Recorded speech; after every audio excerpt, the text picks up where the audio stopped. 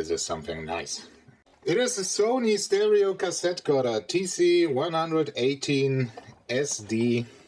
It's a Toploader 2-head deck from 1977. Let's see if it turns on. You can see we got some nice VU meters with needles and lights. It's very important to have. This thing seems to be in fair, age-appropriate condition. We got a big old ding over there, which is probably, could be related to the broken glass over there. And we got another ding here on the side. Other than that, it's looking good. So this deck is roughly 47 years old at the point of making this video. It seemed to have survived okay-ish. We got a big old power connector there, real one. Line out, line in, RCA cable. And our good old friend, the DIN connector, if you want to use the DIN adapter mania. Only other thing might be this fast forward button. It's bent upwards a bit. Oh. Seem to have fixed it. Let's have a look at the heads. Sony PP128. It's a PP head. Nice.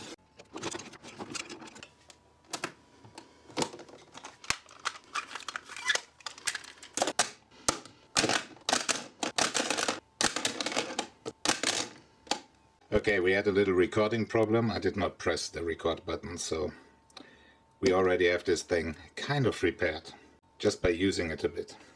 So, biggest problem has been left channel peaking randomly, making horrible noise, and fast forward being very noisy, and as well the play button wouldn't stay down. It does now though. Here is how I repaired all of these issues. I think you get the idea. Here's how I repaired the tape counter making a horrible noise while fast forwarding. We do not know if somebody has been in this machine. The glass on the VU meter has been repaired, but from the outside. Let's see if the needles move. See, now the play button keeps going back. Aha. But if you kind of firm with it, it works. It's looking fine with that particular tape, but actually this tape is peaking at about +6. So these needles are not going far enough, and with other tapes you notice much more drastic thing with these needles barely moving. And I didn't show you, by the way, there's a microphone left, right, and a headphone jack right here. The headphone level is very low, way lower than I would expect headphone levels to be, so let's just hope it's only the broken switch, the dirty switch, and let's hope we're gonna fix it. I like how the tape jumps. Sometimes it jumps right at you and you can grab it. Let's see. Almost. Come on. Nice. Here's the page to the recorder on radiomuseum.org. You can see it's made in 1977. They say it's from Japan, but it's actually from Korea. We're gonna see that in a second. 6.3 kilos, somewhat heavy. Did cost 900 Deutsche Mark. 900 Mark. Radio Museum is sometimes a bit faulty. This deck does not have a metal position, it has a ferrochrome position. And there seems to be some kind of head, and it's going up to 12 kilohertz only, it says. Nice, here's a picture of the service manual, which of course leads us to the service manual. Let's see what they put out on specs over here. 3.6 kilos they say. So maybe Radio Museum was getting it wrong. They claim 4 to 13 kilohertz NAB and to 11 according to DIN. It's not too good. Signal noise ratio 40 dB. It's not so very bad actually. Won't flutter somewhere? There. 0.18 WRMS. We see a little information on pulling it apart. This will be useful in a second. Nice, the inside. So we got a belt going to the counter there. Oh, and we got a mechanism looking kind of similar to the one in the Saba CR336. There is also this deck existing. It's a TC118SD. It seems to be the same features, but in a hi-fi deck component system format.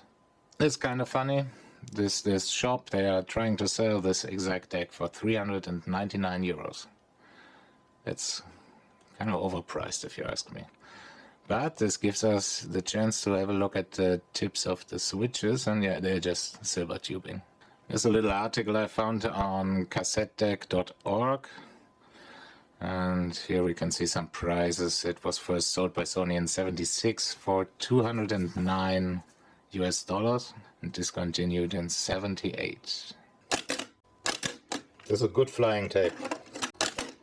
Let's see if auto stop works.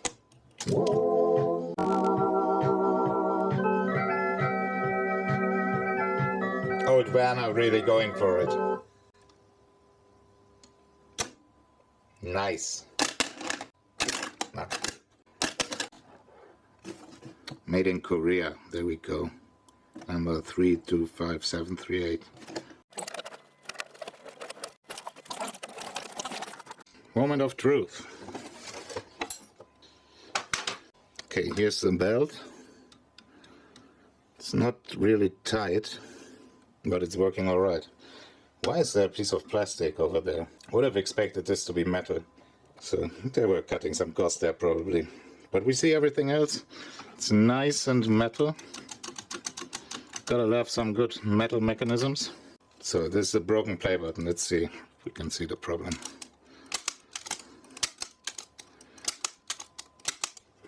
Honestly, this probably just needs some lubrication. The code on the transformer, if anybody knows what this means, let me know. Feels good. Seems to be like pressed wood with a veneer on top. We need to get this circuit board out of there. And here we have 4 screws. That's not a screw, so yeah, I'm gonna loosen them, see if it moves.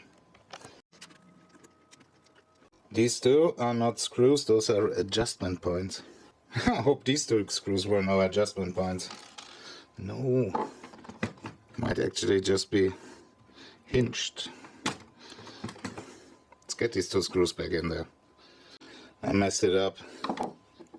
There are some washers underneath there. I could hear one of the washers just drop. Those 2 rings, one clear plastic ring and one fell out. They were held in by the screw. Need to get those back in place. And here's another one. So we're probably missing another plastic washer. I am insanely stupid. This is a screw and there was another screw somewhere. This plastic strap fell out. Not sure where that comes from. Yes, but we can move the thing. Just need to get it out of these hinges, which could become annoying. These 2 trim ports are where these 2 screws belong that I mistakenly took out, and they are the recording bias, so I'm going to have to adjust that later on. Managed to get one of those metal rings back in there, couldn't get the plastic part back in, and lost another plastic ring in the process. So I have to get that metal ring back out and kind of find a way where to put the plastic. It's real pain, guys, real pain. No pain, no gain. I might have to replace these 2 ports in the future. Not sure if they work. I'm not sure how to get this part back in there. There seem to be multiple ways one could put it in there. Also, I lost one of the plastic washers. Yeah, there goes nothing. It's probably just the metal ring in this one, and the metal ring and the plastic washer in that one, but whatever position they have. This is not a recording deck anyways. Sad thing is though, I tried recording earlier and it was working fine actually. These 2 are our record play switches, so let's spray them with some stuff and see if we get needle movement or if we now trash the recording capabilities for nothing. Not too sure what else to do. Maybe we just need to adjust the playback volume. Could be done from the other side of the circuit board, so let's put it back in. Check needle movement, playback volume and bias. Kind of scared about the bias. It was really stupid. It was very stupid. Always look twice, guys. If you're not sure, look twice. I mistakenly took out the screw that was recessed in the PCB. I should have known that it's not a screw to just take out. Like in the last couple of tape decks I was working on, I always managed to break off at least one cable. Maybe this would stop with this one and we start breaking real stuff now. I'm gonna be angry at myself for a while now. At least I didn't pay real money for this, like for €5 it's okay. It's still a shame to break it, but we can repair it. It's a nice piece to practice repairing on. Oh, the door. That's what I want to see. We gotta keep the door off. Yeah, makes up for broken record bias. Bye bye. One more try. Maxell XLS with the heavy shell. Yeah, heavy shell. Not flying too good. Let's see how Werner flies. Werner flies nice. Fast forward is still working. Oh, sorry. Interesting. Look. Fast forward keeps going even if you eject. Rewind is still working. Let's just hit play.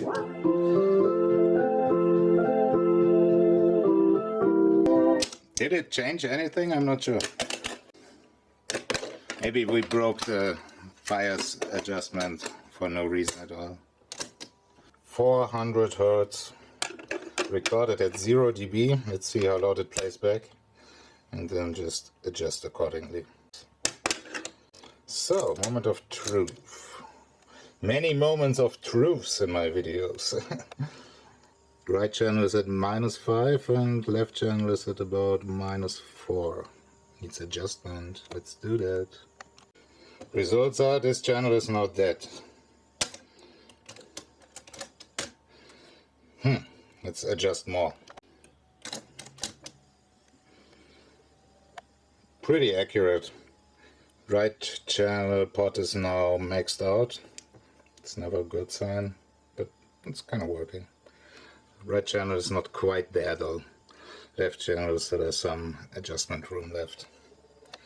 I'm gonna keep it that way. Let's see how messed up the bias is after my repair. Like the last 2 hours of me messing around with this device are totally unnecessary and only because I was being stupid. Here's how a 1 kHz signal records.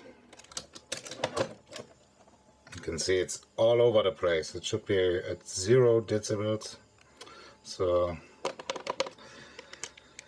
we need adjustment and hopefully I didn't break those pots. Wait, there we go. This is 1 kHz. Can't adjust the left channel any further. It's either peaking maximum or it's kind of +2. Like this. This is 1 kHz. Probably stays like this. I think it's missing the washer in this potentiometer. So I need to get one or I need to get a different potentiometer. Now, here we go. Wait, there, 10 kHz. It's a mess. Again, left channel actually recording properly at -20. Right channel, for whatever reason, super loud. This needs a proper setup. I don't think I'm able to do that now.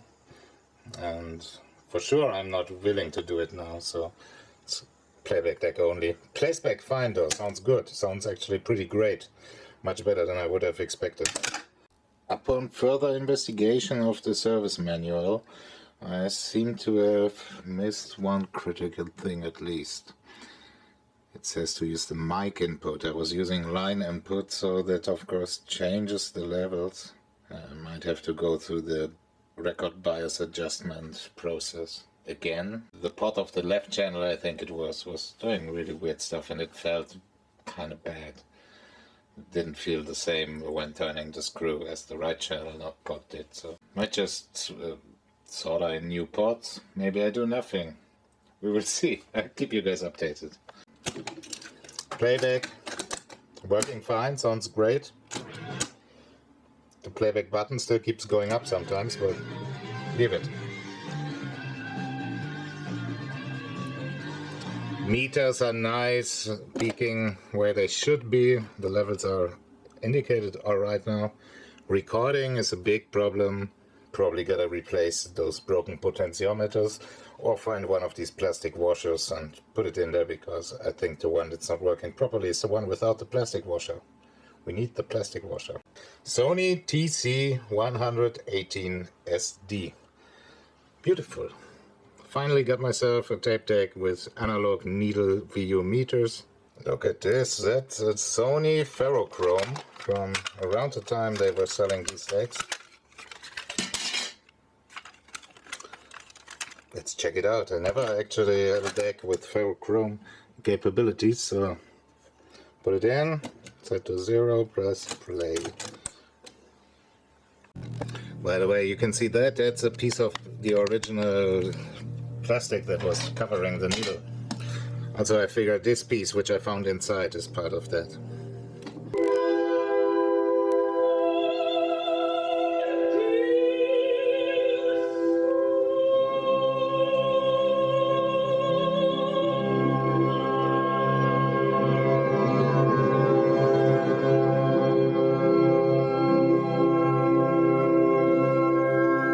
Keep in mind it's a 47-year-old deck, and it's a probably maybe even 47-year-old tape with a opera recording recorded off of vinyl, as it seems. So for that it sounded stellar. It sounded really good.